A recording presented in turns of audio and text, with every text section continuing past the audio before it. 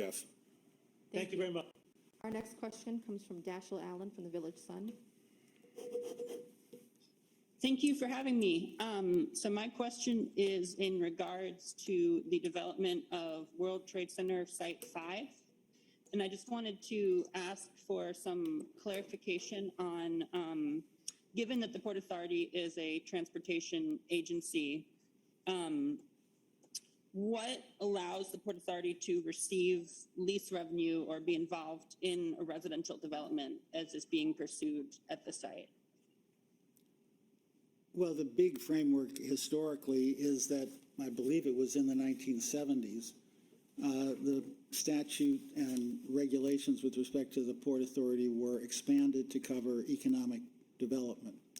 And pursuant to that legal expansion with respect to authorized activities, the World Trade Center site was acquired and the 2 office buildings were built. That legal authority remains in place, but the terrorist attack of 9/11 obviously destroyed the 2 office towers, and in the wake of that, again, this is history that I was not here for, was that a plan was developed, much debate over it, for the redevelopment of the Trade Center site. That was ratified and approved, subject to a lot of public discussion, into a general project plan, which is essentially a zoning process that is run by the Empire State Development Corporation, and it listed the specific plans and the specific buildings that were essentially from a zoning framework approved for the site.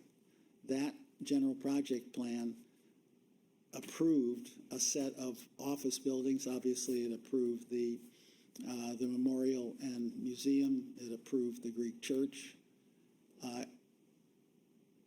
Given the proposal, there was a competition that was run in terms of Site 5. The policy framework here is to finish the campus. What's left in terms of finishing the campus is Site 5 and Site 2. There was a procurement run cooperatively by 3 agencies: Empire State Development, which developed and approved the original general project plan, Lower Manhattan Development Corporation, which is a subsidiary of ESD, and was highly involved in terms of the planning that went into Lower Manhattan General, but also with respect to the World Trade Center plan and the Port Authority. There were what emerged in terms of the alternative, the project chosen by the selection committee was a residential tower, mixed use. In order for that to happen, to proceed, ESD would need to revise the general project plan. And so that is the next step in the process. But all of this in terms of the activities authorized on the campus is the history that I just laid out. All right, thank you. As a follow-up question, I was wondering if you would respond to the requests made by local officials, including members of Congress, Jerry Nadler and Representative Carolyn Maloney, requesting that the Site 5 be developed with a higher percentage of affordable or deeply affordable housing, if that is being taken into consideration. Well, the 3 agencies involved in the procurement are aware of that issue. As you point out, it has been raised.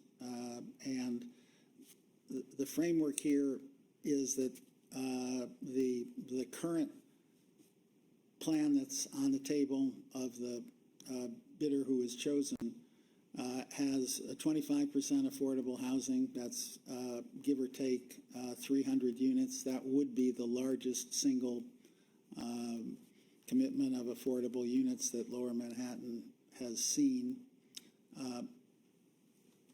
And there is a process that will go forward in terms of thinking through a response to the affordability issue that's been raised. There is a public engagement process required by any GPP modification. But right now, the agencies are discussing how to proceed. Our next question comes from Kevin Julian of the AM New York.